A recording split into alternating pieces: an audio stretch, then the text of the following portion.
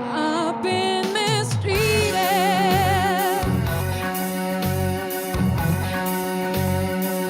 I've been abused.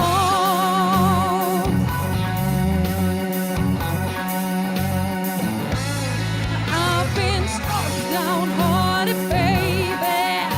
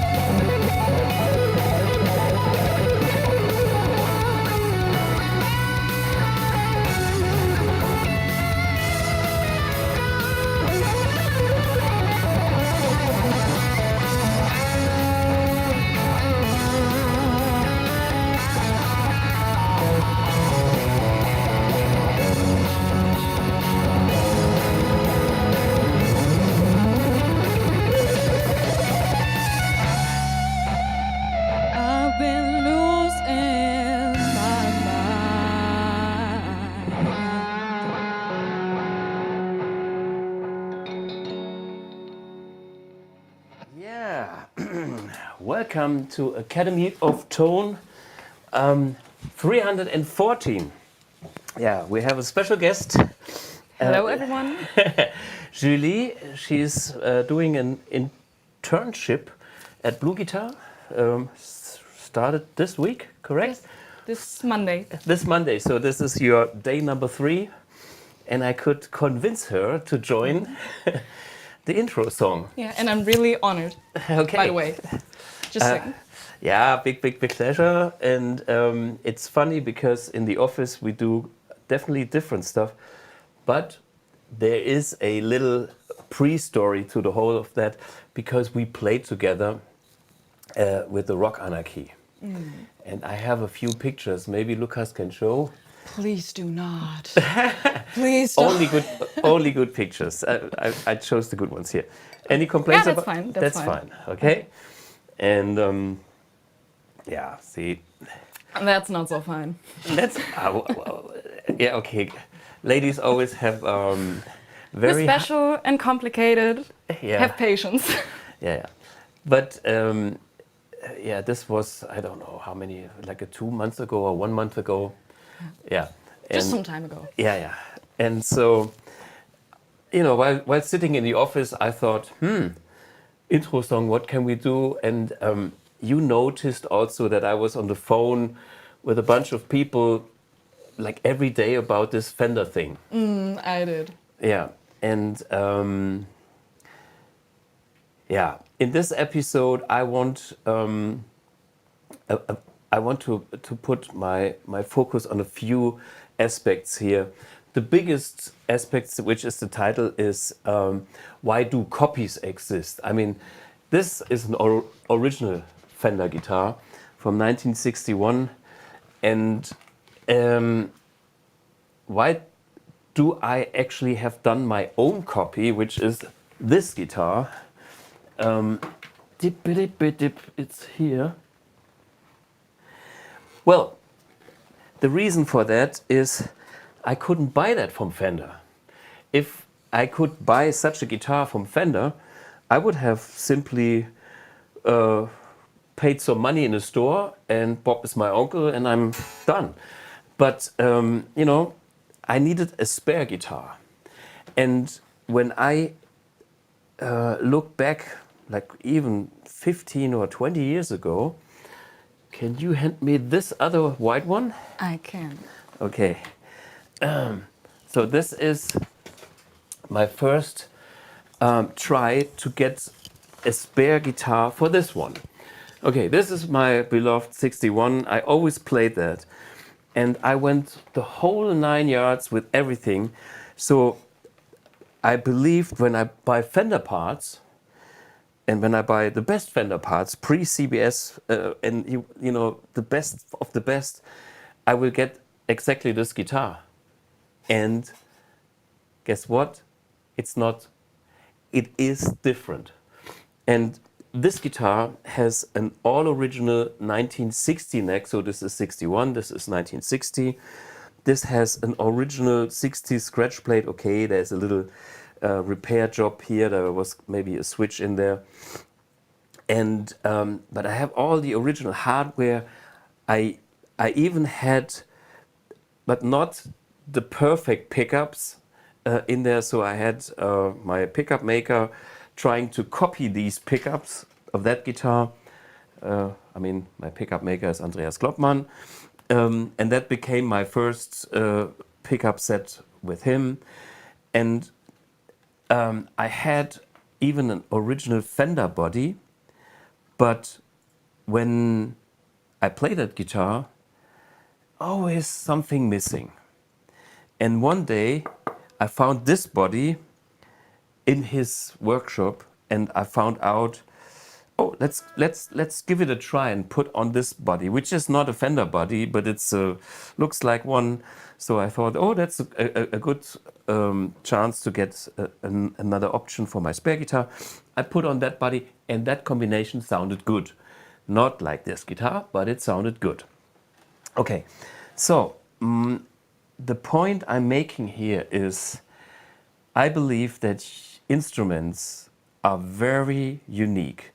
And we know that the Fender guitars from the early years always have been more expensive than the Fender guitars of the later years, which is this little graph.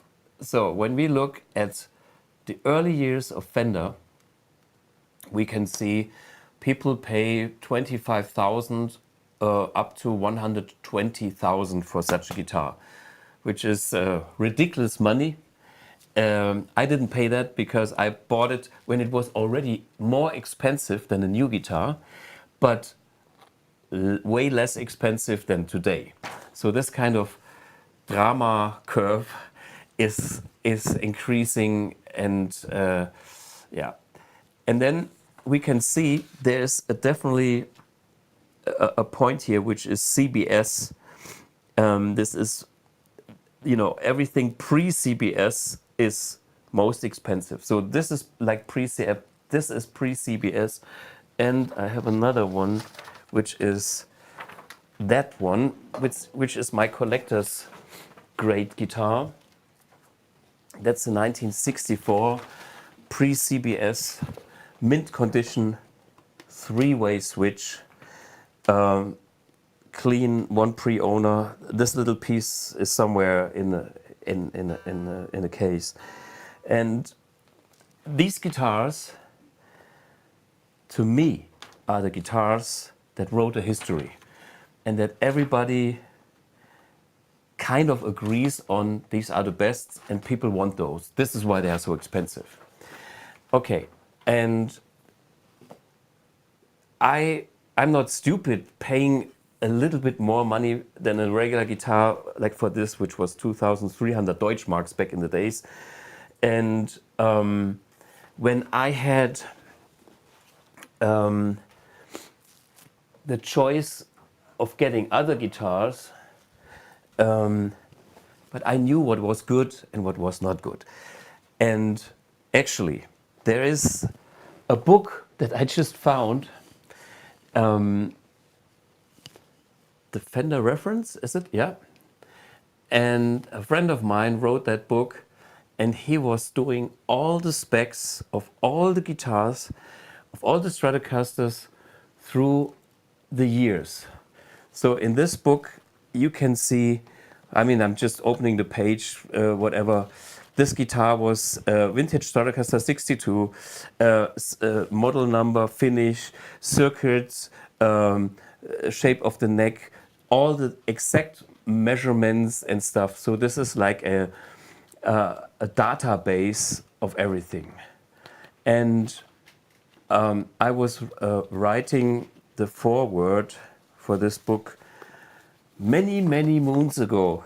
Maybe you can read a little bit so you understand the spirit that I have had. Even, I don't know, which year is this book? Is there any Should be 27.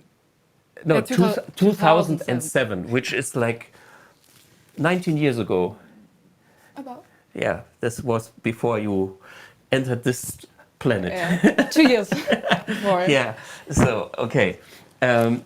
Maybe read a few sentences so you get to feel for my appreciation of Fender guitars and how much I was into that particular Stratocaster model. It is so much part of my life, and yeah. Maybe. I will read something, but I'm gonna need your patience. Yeah. I have a sore throat. It's not my first language. All good. Take a breath. Yeah. Okay. I have a sip. A lot of music has been made with the Strat. A great deal, actually, varying in a lot of different styles. The reason for this may lie in the versatility and the multifacetedness of this guitar. Or is it perhaps because each Strat is different from any other?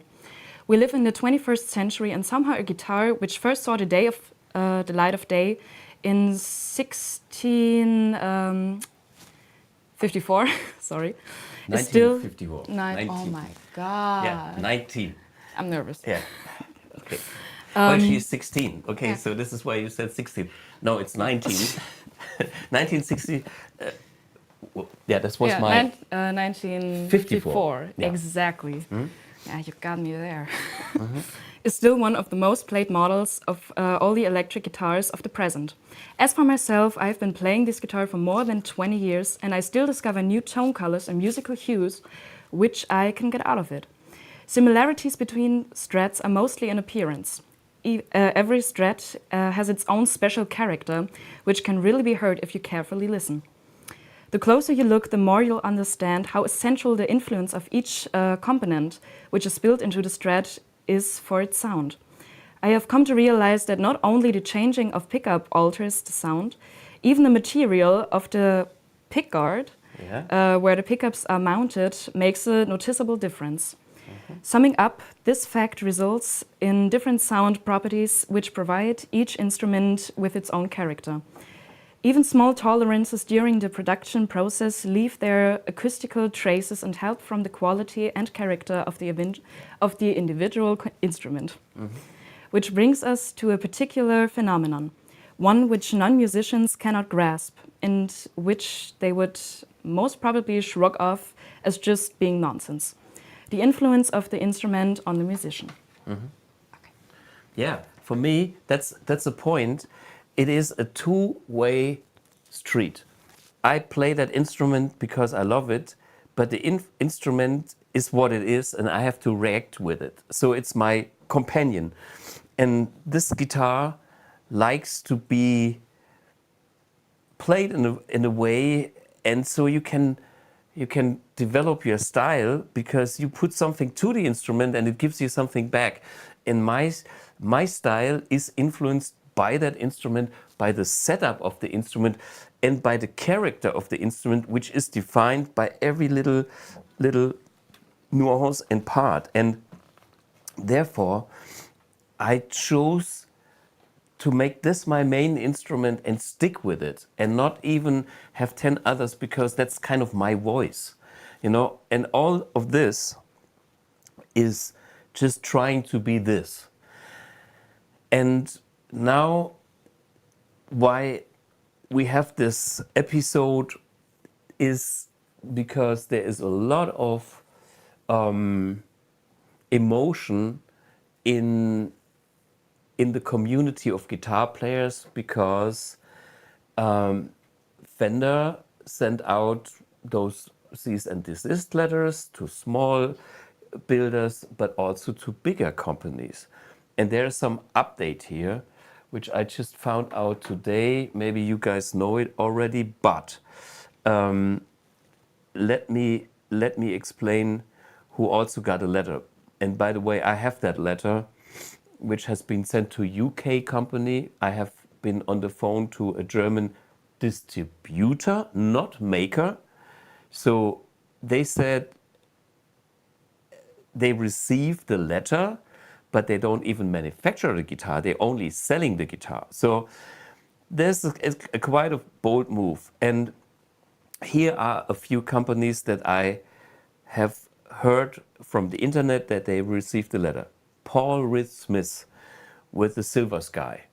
At the beginning, when we heard the thing about Fender having a problem with pure copies, I think there is nothing wrong about stopping pure copies, because that's a very simple, just money-making move. They do not contribute anything to the market, to the musicians. But especially the Silver Sky, the Paul Reed Smith guitar, is a guitar that is not exactly the shape. They already tried to have a different style of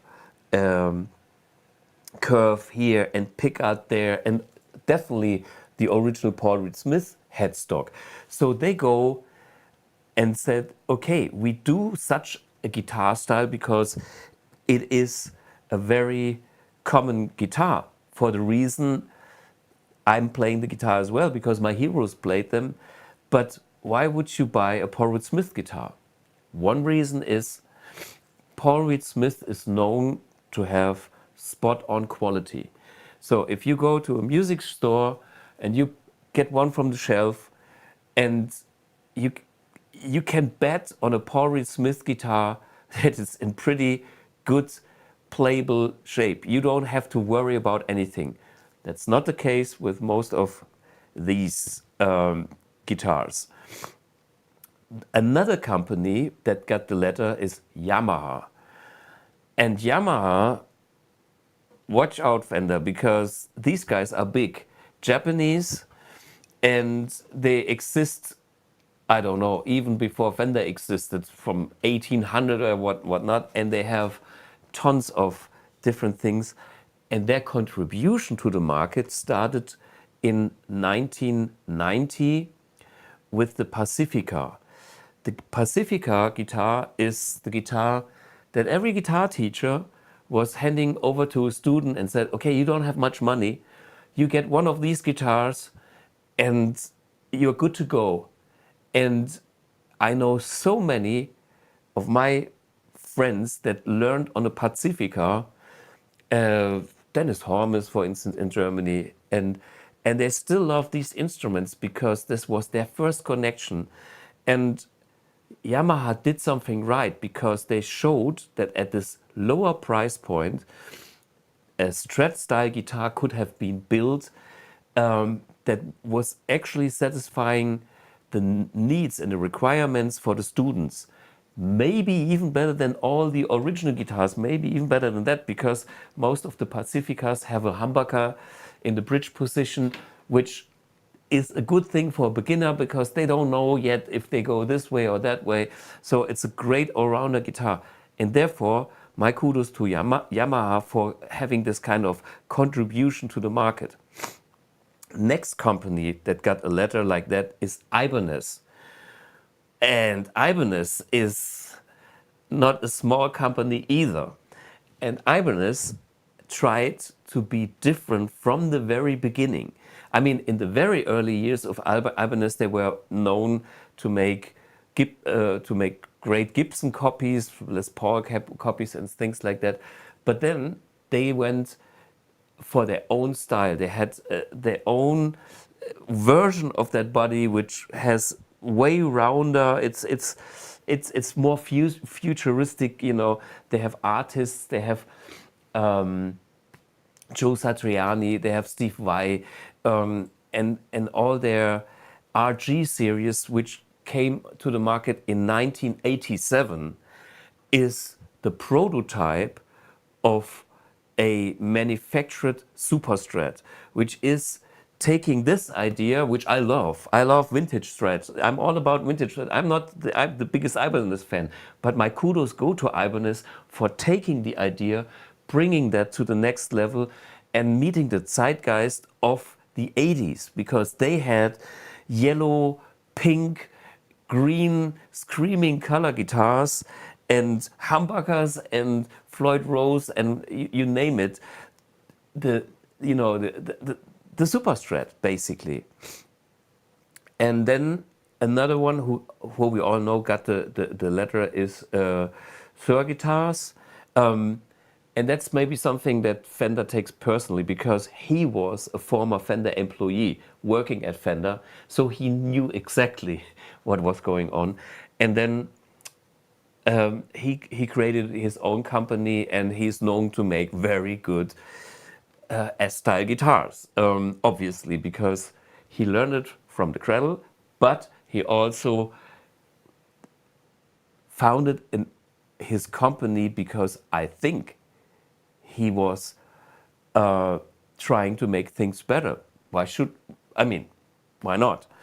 And that serves the customer. I'm all in for the customer. And another few letters, which is Harley Benton, Thomann in German, the world's biggest music dealer. They do S-style guitars starting at 100 euros, which is super cheap, but super high quality for the money. That's also something Fender tried to, they never got there. I mean, that's the reason why there's business besides Fender. And then another company is Schecter. And Schecter is well respected in the metal world.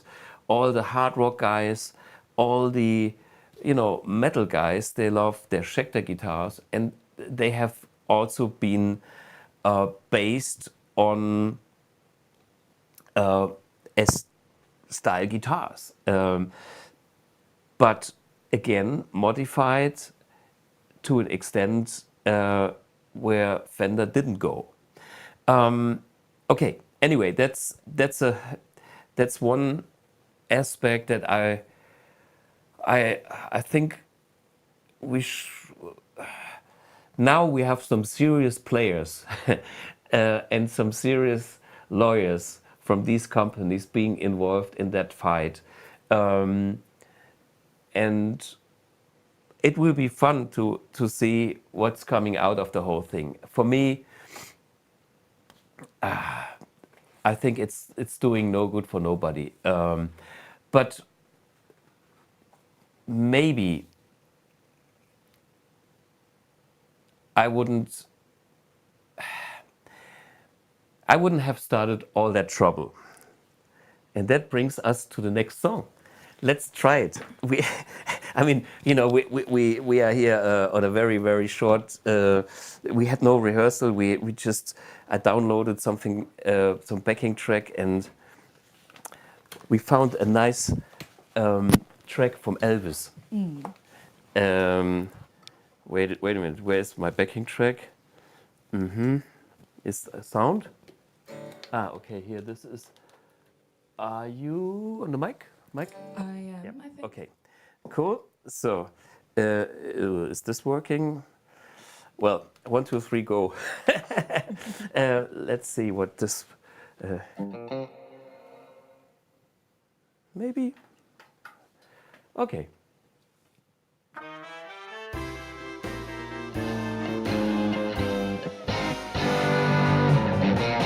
I've never looked for trouble. You came the right place. If you're looking for trouble, just look right in my face. I was born standing up and talking back.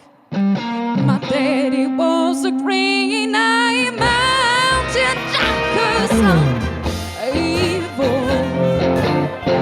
My middle name is Misery. Yes, I'm evil. So don't you mess around with me.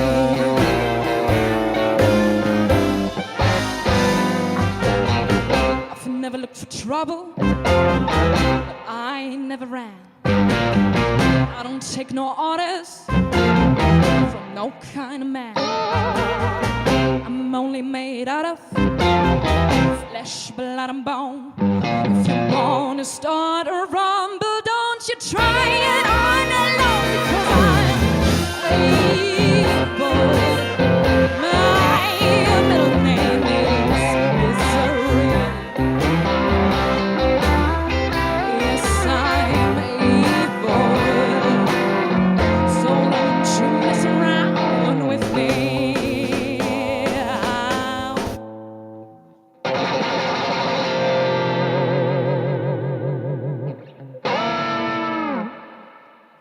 This was the end. Okay, trouble. Okay, yeah. Thanks, really, for now. Thank you Yeah. for having me here. Yeah, it's been a pleasure, and it's quite nice to do something completely different than in the office. Yeah, I agree on that. Okay, so I will continue with my Fender story, and I will let you know my thoughts over the process that a company goes through. So when Fender started to make Leo Fender, I'm talking about the man himself, when he started to make his first guitars, there's a background. The background is he is electronic engineer. He was a trained accountant, and he started to repair, amps. And then he found out, certain things can be improved. So the whole background of Leo Fender is not being a musician. He is a guy that wants to make better solutions. He is anything, electronics, mechanical, and just a problem solver and a clever, smart guy that never was satisfied with solutions that were not good. And such a mindset brought him to his inventions. I mean, we are talking about the Fender Telecaster, which started as broadcaster, then needs to be no-caster because there was a drum set that was called by Gretsch the broadcaster, and then they scrapped the broad and had a no-caster, and then finally they had the Telecaster. And Telecaster was the flavor of the day because television was invented in the early, or was getting popular in the early 50s in the US. So this is the time when he started. And the Telecaster, of course, was revolutionary because it was a plank of wood which was combined with a screwed-on bolt-on neck and simple mechanics. So, and that kind of guitar was designed by somebody that had experience in electronics, in logical thinking, and maybe production. Because the big problem was when you had a glued-on neck and the neck was kind of bending in a way, you had to have a proper luthier to change the neck. Tons of work, tons of money, and expensive way to repair. So Leo was clever and said, okay, let's unscrew the neck, have a replacement neck, put in the 4 screws and, you know, ready to go. So, clever idea. Then, after that guitar, the Telecaster, he started to do the P-bass. And the P-bass is kind of the next step, again revolution, because the upright bass, acoustic, was like feedback, you know, I mean, if you try to play loud with a real acoustic bass, it sounds great, but you have always the problem with feedback. And that was the problem with the electric guitars too. All the jazz guitars, hollow body guitars, they had feedback. That's why he came up with a stupid idea just to have a solid body guitar. I mean, same like Les Paul. A practical solution to a problem, very simple as that. And then with the bass, I mean, there was no electric bass really before that. So, very straightforward thinking, and we still hear P basses today on stages. Sting is playing one, for example, and funnily enough, also the old ones are still the best ones and the most sought after ones. Okay, when we look at the body shape of that bass, we can see that is already half the way to a Stratocaster body shape.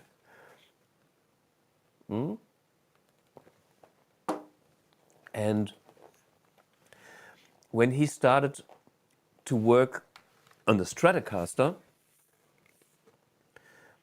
I think he took that improved body shape because he got complaints about the Telecaster being, you know, not so comfortable. And, you know, he kind of went on with the body contour and things and make this more economic. And now comes the point when he really did inventions. That kind of tremolo or vibrato system to me is revolutionary, because if I compare this to a Bixby is way more sensitive to tuning. A Bixby is a different animal. That is so good that I still love vintage tremolo these days, even though we have seen Kalers and Vega trems and more advanced technologies for tremolo systems, but it's so good that I can get it to work every gig for my whole entire life, and I can do pretty wild stuff with it. So kudos for that. And when I look at the company history, the Strat was seeing the market in 1954. So in the early 50s, we had already, to me, the major inventions by Leo. And these are still groundbreaking. There is no doubt about it. But I'm not a legal guy.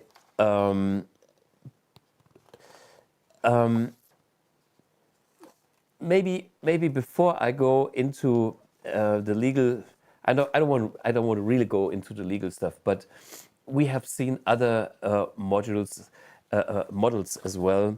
There is like guitars we don't talk that much about these days. Jazzmaster, yeah, we know. Duosonic, the Music Master. But I mean, the Stratocaster and the Tele is like outstanding. In the 60s, we have seen the introduction of the Fender Jaguar and the Fender Mustang. Then the electric six bass in the mid 60s, and the Fender Coronado, and do we actually know that? Or the Fender Swinger, nobody knows that. So, you know, okay, nobody knows. So, and there is like one thing that happened in 1964, which made, where is it? My three-tone Sunburst Strat value more money because it's a pre-CBS guitar. CBS is the company that Leo Fender sold his company to for 13, I guess it was 13 million US dollars, which was a huge amount of money for health reasons. He had to do it because he was severely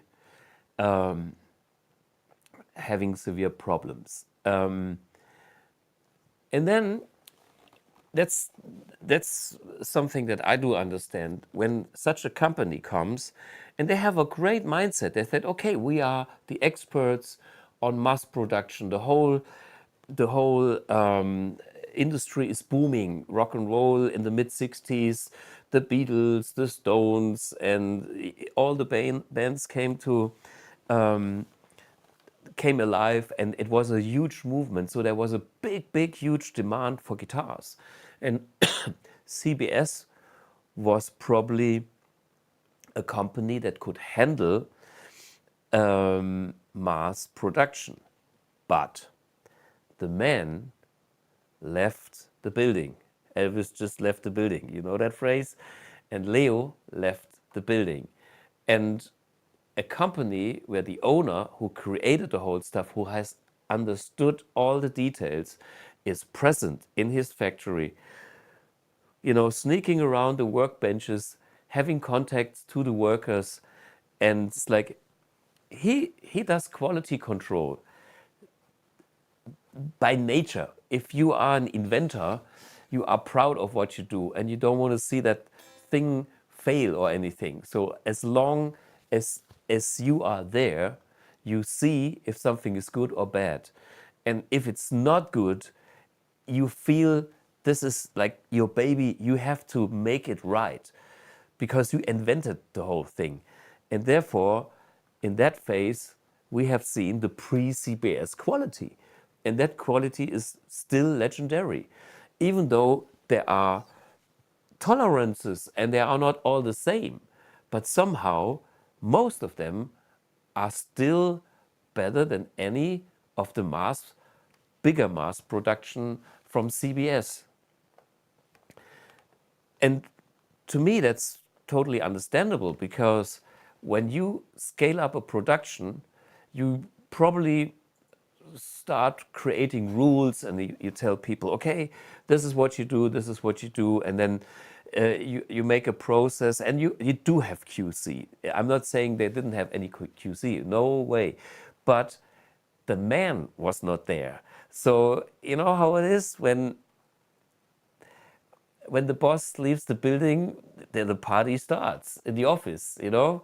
Nice chats, a little coffee here, a little talk there, or they go the other way and try to scale up production, and it's not so, you know, the personal quality engagement is losing.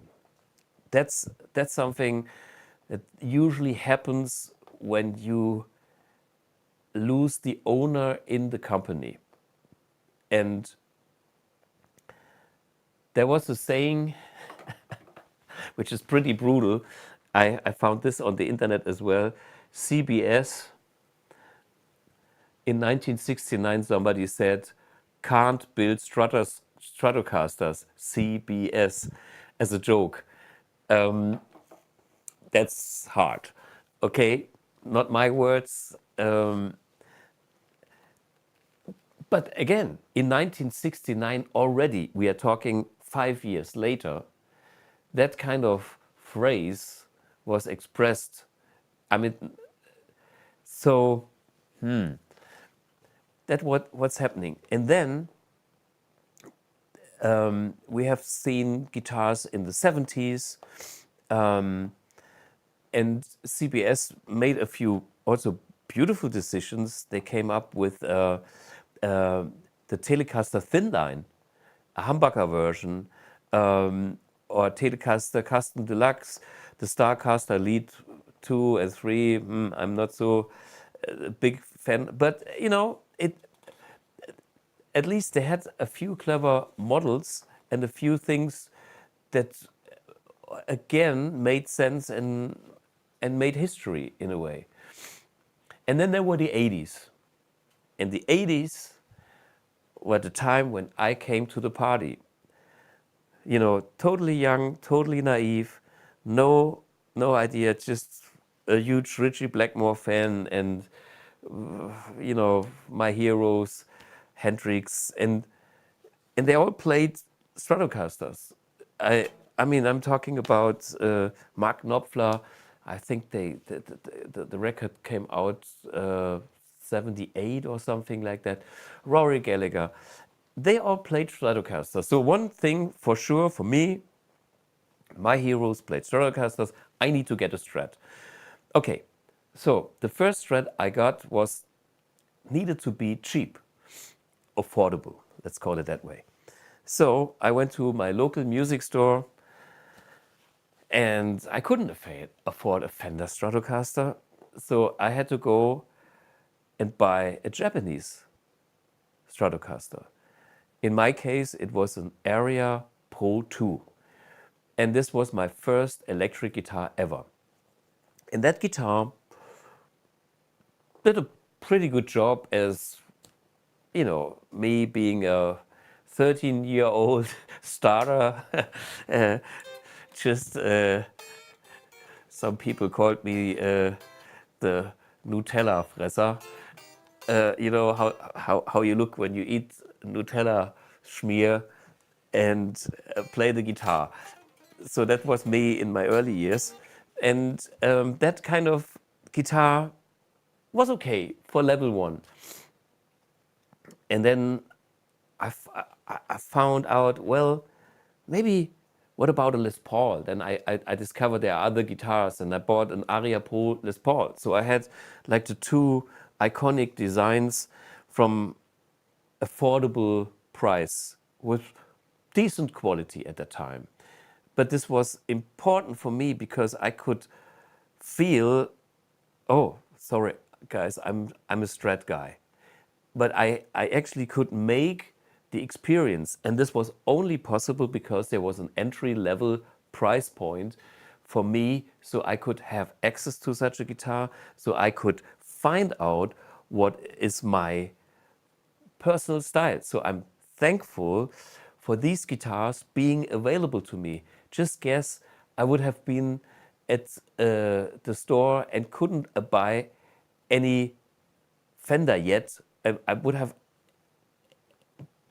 ended up maybe being a totally different guitar player.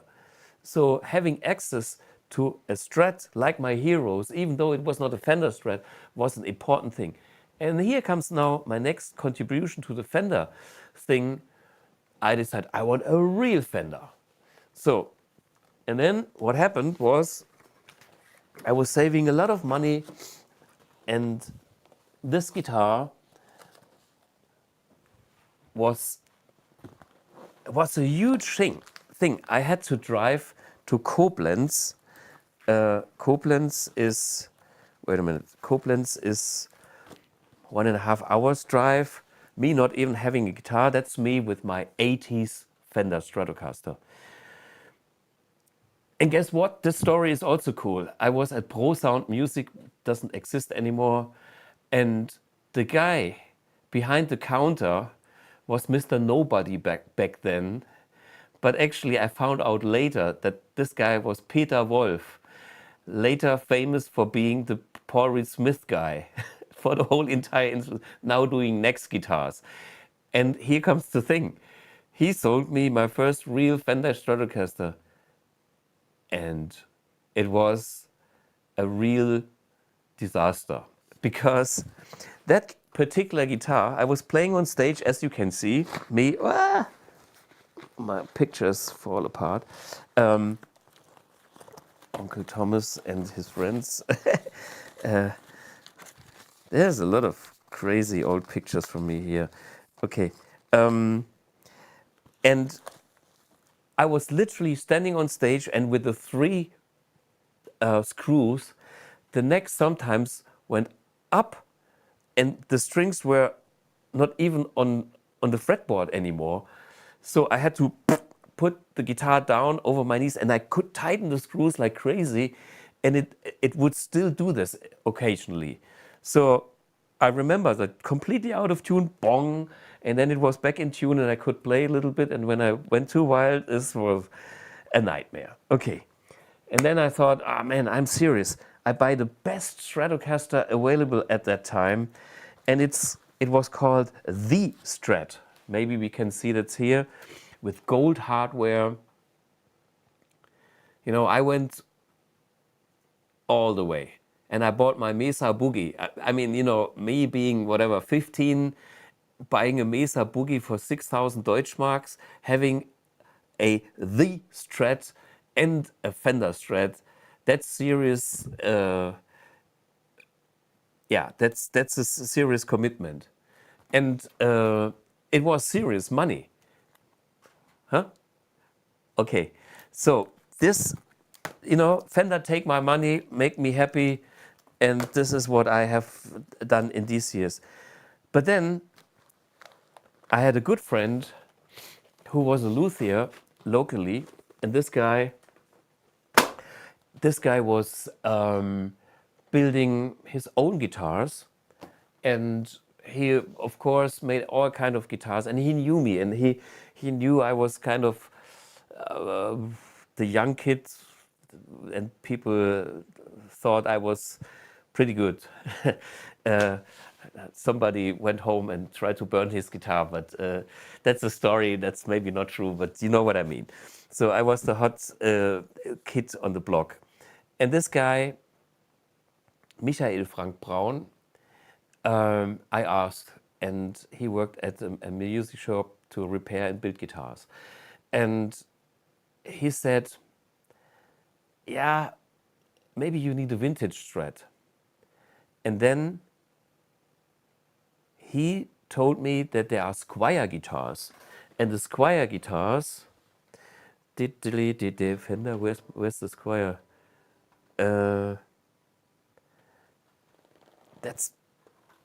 I just borrowed this one. That's a Japanese-made Fender. But I had 3 of the GV series Squier guitars. So these were made in Japan, and they were the first real vintage Strats. And to me, real Strats because I was after the vintage specs, and I didn't want to have the super thick lacquer and whatever was on my red guitars, which was not really fun. So the Japanese again showed me there was quality, and that quality was my next level. So I had a maple Strat, and I had 2 rosewood Strats, and then when I kind of played with these 2 guitars, which were actually really good guitars, I asked Michael, hey, if I want to, I have seen Gary Moore on television with his red 61 Strat, and I was so blown away. I said, hey, Michael, there must be something more. And Gallagher, and what is the secret? And then he said, you know what? Maybe you need a real vintage Strat. And then, okay, I trusted this guy. And by the way, the journey goes on. He moved from Saarbrücken to Hamburg, number 1, which comes later in my history, and repaired and built guitars over there.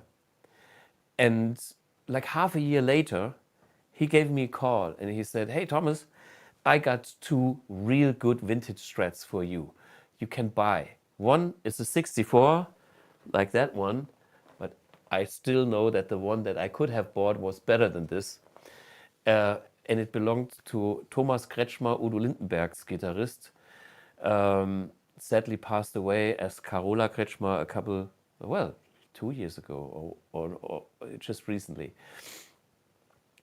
64 was that guitar, and Lindenberg is a pretty big name in Germany, especially when we are talking 80s. Udo Lindenberg was big, and he was part of the band, so he was celebrity owner. And he asked 4,000 Deutschmarks. And the other one was this one, which belonged to somebody I didn't know. We just had a telephone number, and the guy wanted 3,200 Deutschmarks. So the first thing, me being 17, was like, okay, fuck, how can I get the money? So I sell all my GV Strats and whatnot, collect the money, and then the GV Strats were like 700, so 700 by 3 was like 2,100. So I said, I make a good deal. I offer you 2,300 instead of 3,200. I mean, I'm not a business guy. This was the only thing that I could tell to the guy. I was like too shy, but I said 2,300, and that's the deal. And Michael called the guy up and said, okay, he's going for it. And this was the day when I got that guitar. And I had nothing else but this guitar. All the rest had to go just for this guitar. And every day, every concert, every record, I play this guitar. So you know how precious that thing is for me. And I can confirm that it was worth all that, because you don't need 10 guitars. You need one good one. So that is my journey. And I would sell a lot of socks, yes, sure. But anyway, the point is, this guitar to me is the example of a pre-CBS guitar that is the proof that the story is right, that a pre-CBS Fender is worth some money and holds up. And of course, I don't like this being that extreme, and I'm not an investor, and I hate all this kind of money explosion there. That's not the point, but it is higher than the rest.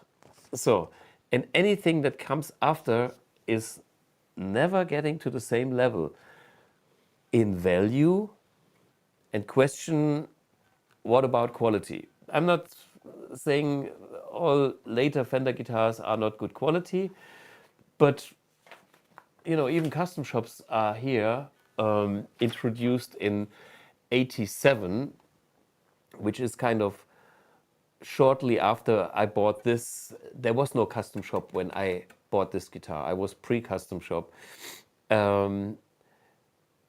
So maybe the first ones were pretty good, but this is still better. I think it is the superior guitar, period. Bring you your custom shop and I make you cry. But my problem was always how to get a spare guitar. And therefore, I've done the journey with all original components by Fender. And in the end, I've done this guitar with all my friends in the industry trying to bring together the knowledge how to make a second guitar like that. And trust me, it is not that simple. And wood does matter. Every little detail does matter. I've been there. I have checked saddles. I had a bridge with 6 different saddles, all with the same kind of whatever G string or B string I put on there, just to compare the material of the saddle. I compared blocks. I compared the plates. I know what the difference of these screws is doing. And pickups and pots and you name it. Everything, if you have this kind of wiring, if you have that kind of cable, I mean, if you don't hear it, I'm happy for you, but I do. And I have found my sound, and I actually haven't changed that guitar for, I don't know, 30 years or how many years, because I found my recipe, and that's still the same. I don't change it, you know. I have found peace with my voice and things that are maybe not complete or perfect. And I think that's a very, very big aspect to the whole thing. When you have a company that now tries to get rid of all the people that do have passion for that, trying to make stuff for artists that they cannot find at Fender. Because if I could have found it there, I would have bought it, as I did when, you know, take my money. I always, it's not a problem. If there's anything, the journey, this bloody guitar journey, I don't know how many times I was traveling to places to find such a neck, to swap the body 5 times, to find parts, to set it up and all that stuff. Man, how many hours? It's, you know, it's cheaper to go somewhere where you find a guitar that is just perfect, pay the money. That's a way more effective way how to spend your life than just driving around and looking for the stuff. I'm a player. I'm not a collector, and all I want is the performance, is the sound. And you know, if it's not the best paint job here, I don't care. But from my experience, I can simply tell you that it is not that easy. And trying to stop other people doing research alternatives on that is something that I don't like to see, because, you know, like in my younger years, I don't see how I would have been exposed to a Fender guitar when I couldn't afford one. And I know they are trying to introduce guitars at a lower price, but I doubt that you get a Harley Benton quality at €100 or 100 some euros, which it costs. It's quite astonishing what you get. And that's good for a beginner. And trust me, they will not stop there. If you are serious about your hobby or your profession, you will end up buying more stuff, right? How many guitars do you have? Start to count. How many pedals you have? And I guess you are not I'm the one guitar kind of guy. I have one guitar and an amp. That's me. If you are there, write it in the comment, you know, and if you think about the money that you spend in this industry to make you happy for whatever reason, because you trusted somebody or you believed you needed that or whatever it is, but the amount of money is crazy. And it's okay because it's your passion.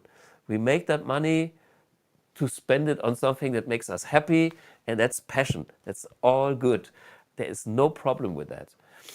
But yeah. Lucas says my guitar is now worth 6,400 euros in old money. At least something. But yeah, I guess I get a little bit more for that. And I can let you know why, because I spent so much time with vintage guitars, and I bought books. You know, I have been given this beautiful book, and I bought books from some Italian guys that are collectors. They saw me, and you know, we all kind of are family, and we connect and we love and we share great instruments and great stories and exchange knowledge and all that stuff. It's a beautiful thing. 61 Stratocaster again. Wow, you know, this is, yeah. And so this is,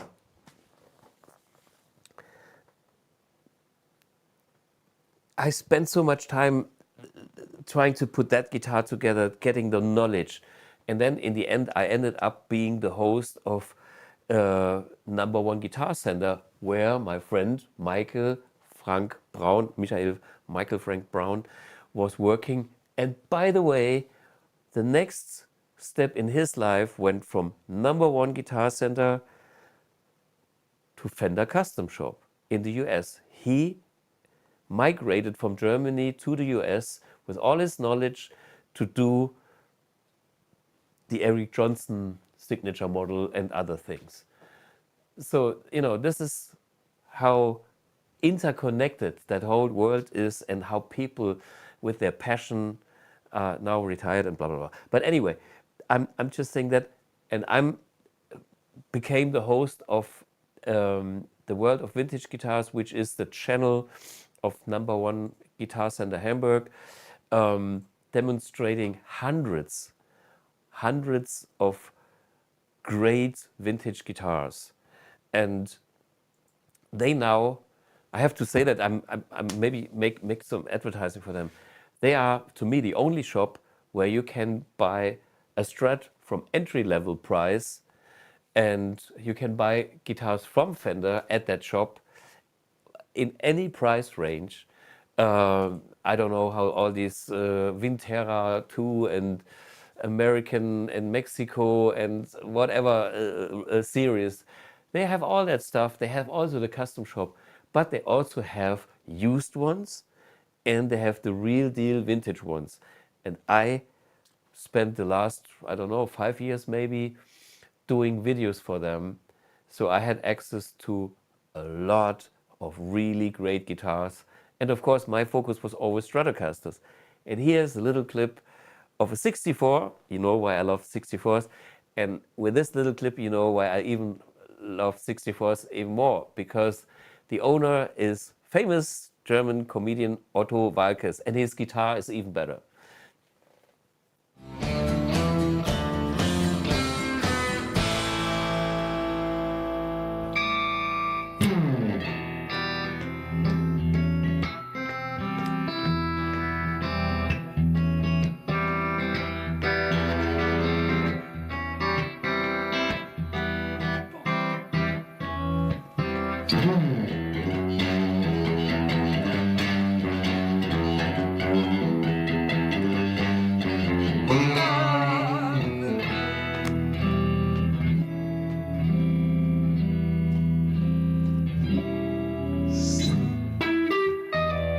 na na na. Es geht wirklich.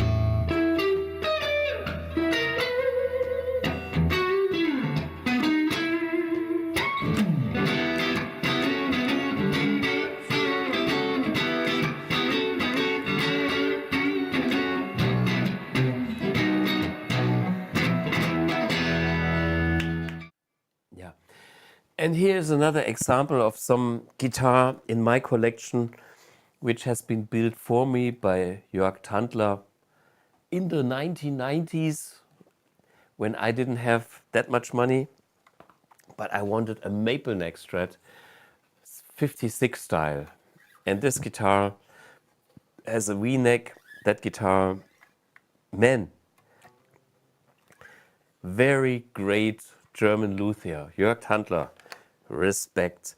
Still the best maple Strat in my house, being a rosewood fingerboard player, but sometimes you need such a Strat. And it's a great guitar. And I actually I forced him into doing that vintage copy. He didn't want to do that. And that's another sign, like me being a customer, being the market, please make me that because I cannot afford a real one. And he knows a lot. That's an original bridge. These are Klopman pickups again from the 50s. And it's like great guitar. Here is one that you can buy, like it's an ST1000 or ST100 by Tokai. And again, similar guitar that I bought. There's a lot of attention to detail when you look at Japanese quality from back in the days. I think this is 80s again. And a solution how to get something like that for an affordable price. And the thing about, like, try to lift this 70s or 80s Strat, man, it's so heavy. It's like, it's simply too heavy. I don't know what they have used as wood or stuff like that. And this was the ugly tremolo system that I had on my 80s. Were terrible. Anyway, and they should know because they proven later, and they had people that understood it, but for some reason, and not to forget, you know, this kind of body being public domain for so many years, and we will see if it's still public domain in a couple of years, was created on ASP, another Japanese brand, and you know, a more modern style guitar with flat fingerboards and with locking mechanics, and you know, some modifications here and there.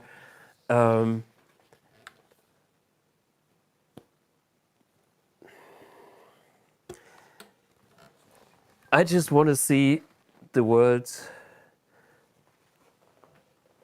growing with great gear and stuff like that.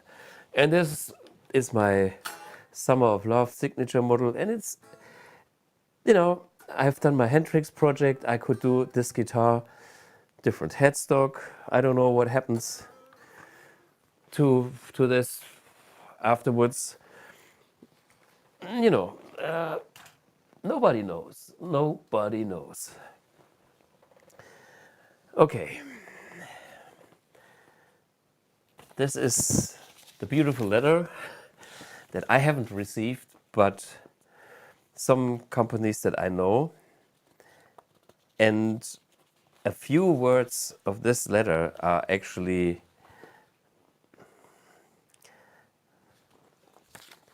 quite interesting. I'm not going into the money kind of thing, but the way it works, it's you have to sign the Unterlassungserklärung, which means, okay, you sign that you will never do this and that and blah, blah, blah, blah, blah. It's a legal thing, but it's not a nice thing. Come on, I'm not, no, I'm not going there. But let me read why this is a piece of art. And maybe it is. But mind that Leo Fender was an electrical engineer mindset and not Picasso. And the reason why this horn is here is very simple, because when you hold that guitar here, it's balanced. If you put the horn here, it will be like that, or if you put it there, it will be like that. It's very simple, you know? And that's the point where that needs to be. Mechanics, okay? The next thing is, if you want to have this on your lap, you have to have that curve here. Okay, if you want to wear that guitar, you have to have that kind of little scooped back here, because this is where your big fat beer belly goes, in case you have one. If not, it's still very comfortable. So, and you know, this comes because of that. That's why this shape is like that. It's simply ergonomic, and it's straightforward thinking, which means it's, to me, driven by technical design. So, and now we can read some arty-farty words.